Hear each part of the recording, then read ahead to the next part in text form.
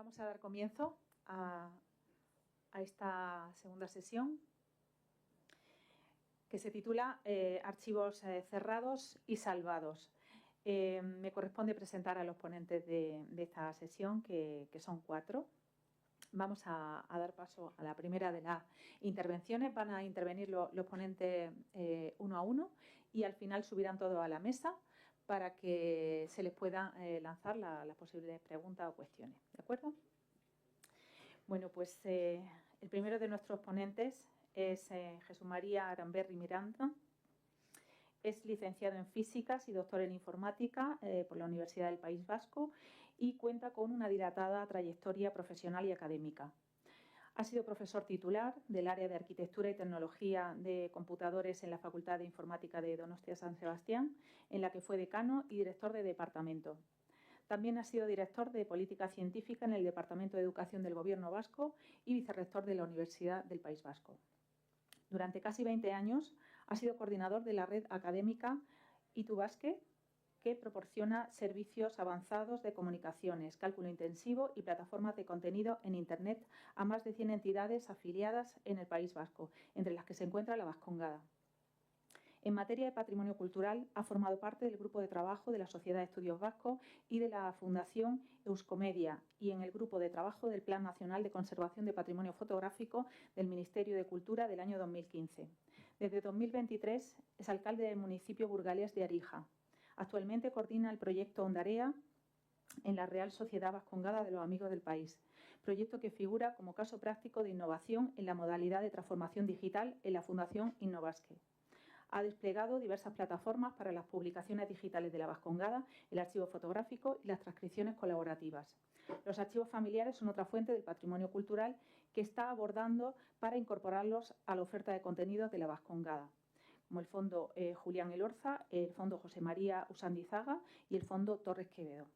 Es autor de varios artículos y monografías y cuenta con numerosas participaciones en congresos. La intervención de esta mañana lleva por título Reconstruyendo los archivos de empresa, una tarea de arqueología. Pues cuando quieras, adelante. Muchas gracias. Bueno, después de esta intervención tan extensa de presentación, solo quiero comentar que, que por una cuestión rara de estas del destino he acabado de alcalde de un ayuntamiento en el que estaba instalada la primera fábrica que puso la empresa Saint-Gobain en España, en el año 1906, que es Cristalería Española, y allí creó toda una ciudad fábrica que se marchó a Áviles en el año 1947 a 1953, dejando detrás las ruinas de su empresa, las naves que fueron vandalizadas por los chatarreros para llevarse todos los materiales que había por allí, desaparecieron todas las máquinas, todo el utillaje, y también se quedaron allí todos los documentos de la empresa que la empresa no consideró de valor, con lo cual planos, documentos, cualquier tipo de información que pudiera haber allí, hubo gente que se lo llevó a sus casas y de ahí hemos rescatado algo, y ahora estamos encontrando también documentación en el archivo municipal, ya que, ya por hacer una presentación rápida, la ciudad fábrica de Bilga, de Cristalería Española, y el municipio de Arija van indisolublemente unidos porque en el año 1928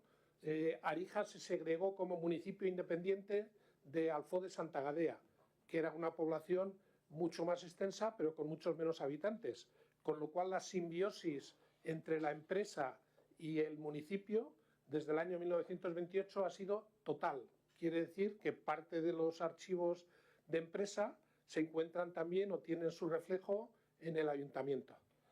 Voy a tratar de ir haciendo esta visita rápida. Esta sería la primera instalación de la fábrica de Cristalería Española en el año 1907, cuando construyó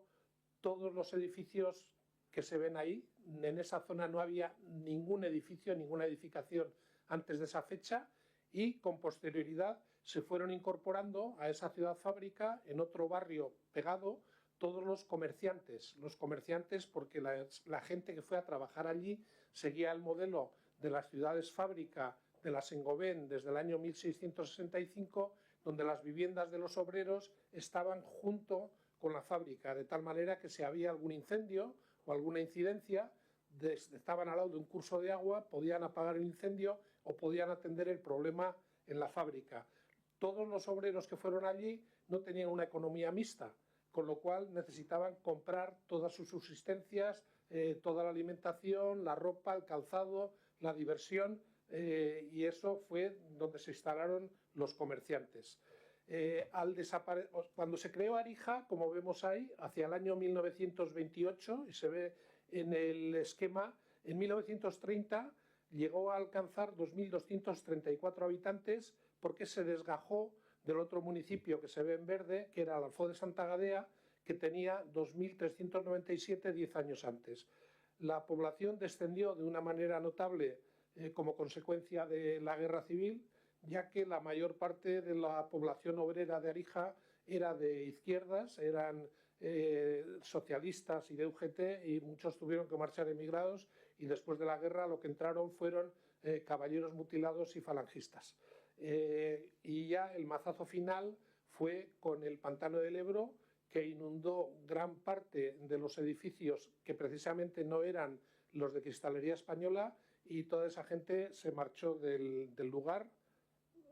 de tal manera que aquí se puede ver en la parte de la izquierda una ortofoto de la CETFA para la Confederación Hidrográfica del Ebro de 1927 con los terrenos sin inundar, y en el mapa municipal de 1945 se ve esa línea azul y todas las edificaciones que se llevó el pantano.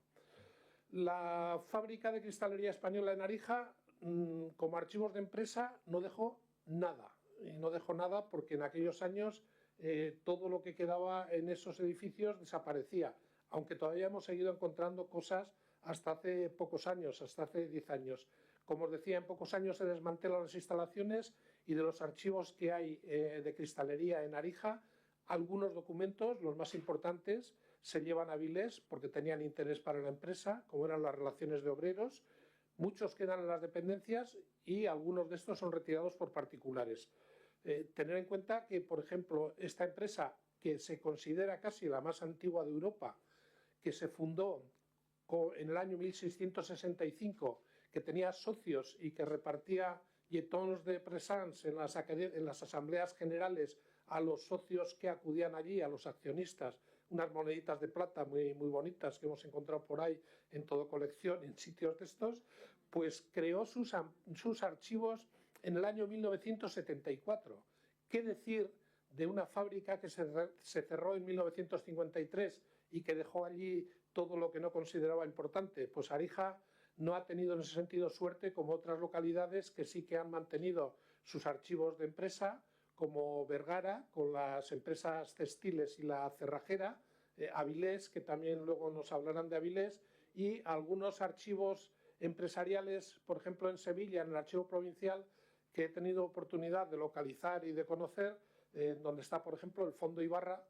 y como curiosidad, en ese Fondo Ibarra está todo el expediente de la explosión del Cabo Machichaco en Santander hace más de 100 años, que causó como 400 muertos, porque la empresa que llevaba el barco allí era la compañía vasco-andaluza, que era de propiedad de la familia Ibarra. Esto es una curiosidad para que sepáis de dónde se pueden encontrar también más cosas. La ciudad fábrica se inauguró las obras en 1906, utilizaron la tecnología más avanzada del momento para las construcciones de las naves y los edificios, en concreto las naves de gasógenos y naves de hornos, esta de gasógenos, en donde se ve todo el entramado metálico que aparece en algunas tesis como una estructura singular en las provincias de Burgos y Palencia de construcciones metálicas. El terreno con el que se quedó Cristalería Española prácticamente regalado era 75 hectáreas, 1000 metros en una línea que va de este a oeste, 750 hacia el norte, otros 1000 metros y otros 750, y todo ese terreno hoy en día tampoco queda claro de quién es la propiedad de algunos de los objetos o de los elementos o los inmuebles que hay en ese terreno, como por ejemplo los viales y las calles y las plazas públicas. Si vamos al registro de la propiedad, siguen siendo de la empresa, que ahora ha sucedido a Cristalería Española, que es una cantera de arena de una multinacional belga que me ha parecido muy interesante saber que va a haber también una intervención de Bélgica sobre archivos de empresa para ver si encontramos algo de Sibelco. Cuando esto se construyó, apareció en todos los medios modernos sobre las construcciones, y en la construcción moderna en 1907 decía que pasaba de ser un villorrio a una ciudad, y que la sociedad de Sestao iba a construir también allí instalaciones con hormigón armado en 1906, que es una utilización muy temprana del hormigón armado en la provincia de Burgos. Hay una un poco anterior, que es la de la Virgen de la Antigua en el Monte Santiago, cerca de Orduña, que es del año 1903, de una empresa catalana, y la construcción de Arija viene de 1906 de la sociedad de Sestao, que en ese momento estaba también construyendo con hormigón armado la Alhóndiga de Bilbao. Lo que nos queda como joya de esa etapa es el depósito de agua, que está documentado también, de 12 metros de altura y 100 metros cúbicos de capacidad, con el sistema Leblanc, que era de un francés afincado en España, que trabajaba para la sociedad de Sestao y que hizo una serie de patentes. Archivos de Cristalería Española y Saint-Gobain. Esta es la tarea de arqueología a la que, por motivos de estudio de esa localidad y de su historia, pues he dedicado muchos años de mi vida antes de aparecer en la alcaldía, y bueno, pues por lo menos me suena sugerente poder mencionar qué es lo que hemos ido encontrando. Nos han proporcionado desde Avilés, se llevaron los archivos con el libro de afiliaciones de los obreros que entraron a trabajar en la empresa desde el año 1906. Hay dos libros, uno de 1906 a 1937, con más de 3.500 anotaciones, y otro desde el año 39 en adelante. Los libros de 1906 aparecen desde el primer obrero, Saturnino Benso, que venía de León, o José Balcer, que era un suizo de Bonfole. Como veis, estos numeritos de los obreros o las líneas tienen a veces unas anotaciones o bien en azul o en rojo. Estas anotaciones las hicieron después de que acabó la Guerra Civil, y era un poco para hacer la purga de los que eran de izquierdas y de derechas, los que seguían la fábrica y los que ya no estaban. Sale mucha información de todos estos registros, y una información muy curiosa.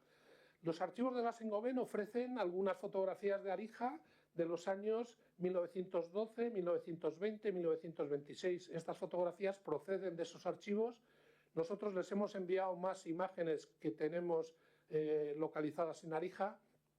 pero ese archivo es como una almeja, cerrado, no proporciona nada. Cuando les enviamos documentación nos dijeron que esas imágenes eran compatibles con los fondos que ellos guardaban. Punto pelota. Hasta ahí llegó la información que nos dieron.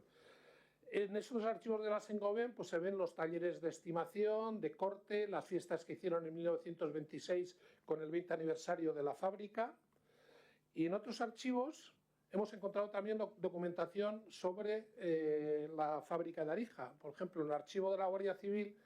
¿Por qué razón? Pues porque el principal propietario español de Cristalería Española, que era Basilio Paraíso, un industrial aragonés que había sido diputado, que era diputado regeneracionista del partido de Joaquín Costa,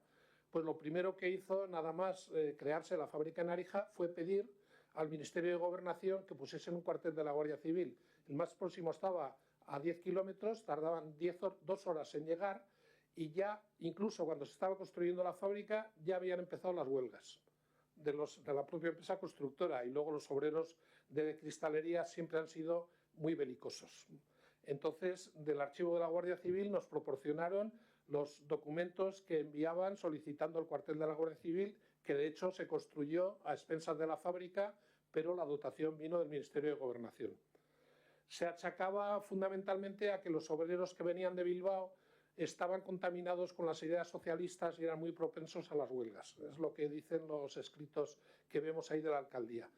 La Confederación Hidrográfica del Ebro también nos proporcionó unas ortofotos del año 1927, donde se puede ver la localidad, incluso pues los detalles del edificio del chalet del director, con unos parterres que parece el Palacio de Versalles, o a la derecha está la Clínica de Accidentes de Trabajo, con los jardines recortados en forma de olas. Las expropiaciones de Chevro se llevaron muchos terrenos también de Cristalería Española, Y también hemos localizado un informe en el CEOPU, en el CEDEX, del Eduardo Torroja, sobre cristalería española, porque hay un análisis con más de 30 sondeos realizados por la Escuela de Minas de París, ya que la fábrica decía que al inundarse el pantano subía la capa freática y los edificios que tenían vibraciones podían caerse. Torroja dijo que eso era mentira, pero bueno, les dieron una indemnización muy gorda para trasladarse a Avilés, que lo que querían era cambiar de tecnología a otra de una colada continua. Las ortofotos del Instituto Geográfico Nacional también nos muestran la situación. Y luego de fondos particulares, voy a hacer un repaso muy rápido, pues nos han proporcionado fotos de la construcción de la fábrica de los años 1906-1907. Nos han proporcionado también postales de la Cooperativa Obrera La Defensa, que dependía de la fábrica también de esos años. La gente tenía un álbum del 20 aniversario en donde aparecía todo el proceso de fabricación del vidrio en la fábrica de Arija, estaba en manos particulares. Y luego hemos ido recopilando también de fuentes privadas, archivo de publicaciones, tanto libros como revistas, sobre la Saint-Gobain y sobre cristalería española. La más importante quizás, la primera que se ve allí, de Avilés 1952, en donde aparecen los discursos que dieron con la inauguración de la fábrica y una serie de fotografías en lo que llamaban ayer Arija y hoy Avilés. Esto es lo del ayer Arija, en donde se ve cómo se van inundando los edificios con las aguas del pantano. Me voy a pasar de tiempo. Las publicaciones de cristalería española y de la Saint-Gobain, muchas de ellas, estas de la Saint-Gobain, hechas por la misma persona que fundó el servicio de archivos, el Maurice Jamón, tienen mucha información sobre la empresa, y también diríamos que Arija tuvo una estrecha relación con Vidrala, de la familia del Cló, porque fueron estos los que compraron la cantera de arena para llevar esa arena a Álava a fabricar el vidrio allí, en Llodio, el vidrio de las botellas y luego de la luna pulida. También en manos de particulares hay algunas revistas muy escasas, de una revista de cristalería española que se llama Comunicación, que dedicaba algunas historias a Arija, en concreto la de la derecha, pues narra cómo fundían el vidrio y cómo hacían la luna pulida, y la anécdota de que un marajá de la India compró allí las baldosas de vidrio porque tenían un grosor que eran las únicas que podían soportar el peso de sus elefantes allí en la India. Planos, también un montón de planos, tanto de la maquinaria como de los edificios o de las instalaciones, que nos muestran perfectamente cuál es el proceso que se seguía en la fábrica para la fabricación del vidrio, que tenía incluso hasta un ferrocarril interno, y todo esto estaba en manos de particulares.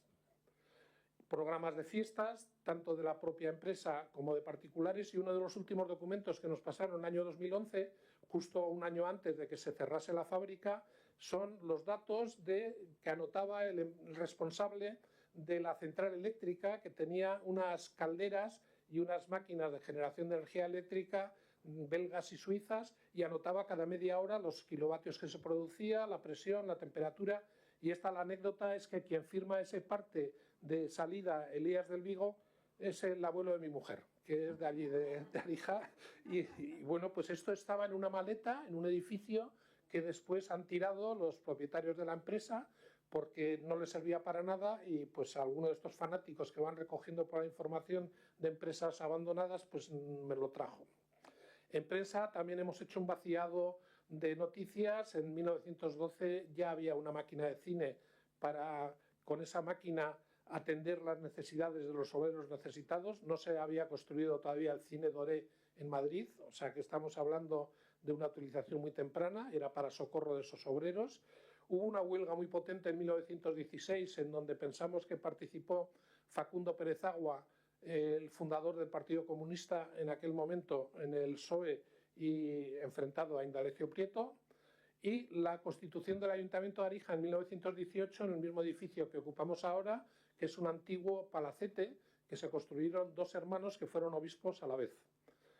También hay bastantes noticias de la Casa del Pueblo de 1932, que salió publicada la noticia en El Socialista, y lo de la derecha son en la prensa, en donde mencionan pues los discursos que hubo en esa inauguración, y en esa inauguración fueron con una banda de músicas, distintas agrupaciones, recorrieron la localidad con la Internacional y llegaron a una calle que le pusieron el nombre de Pablo Iglesias. Todavía la calle existe, pero el nombre no lo tiene.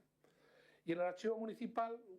pues van apareciendo cosas, está en ruinas. De hecho, como veis ahí, se cayó la estantería porque estaba mal anclada hace escasos días, hace 3 o 4 semanas, y hemos encontrado convenios entre el ayuntamiento, entonces pedanía, y la fábrica. Y luego diríamos que todo este objeto que yo estoy llevando, tanto en la Vascongada como en lo que encontremos en el archivo de Arija, diríamos que sigue un lema que es de Balmes, del filósofo catalán o educador, que tuvo un proyecto, tuvo una frase célebre que dijo: sed fábricas, no almacenes. Balmes comparaba a los eruditos con almacenes, que sabían mucho, pero que guardaban esa información para ellos, y a los genios con fábricas, que con esa información hacían cosas. Entonces, la idea nuestra es trasladar ese concepto al sector GLAM de archivos, bibliotecas y museos, que los archivos, bibliotecas y museos sean los almacenes, pero que también se pueda realizar obra derivada con esos recursos por parte de terceros en forma de relatos, y eso es lo que estamos tratando de hacer en Arija y en la Vascongada y en distintos sitios. Hemos preparado una web sobre el Centro de Interpretación de Arija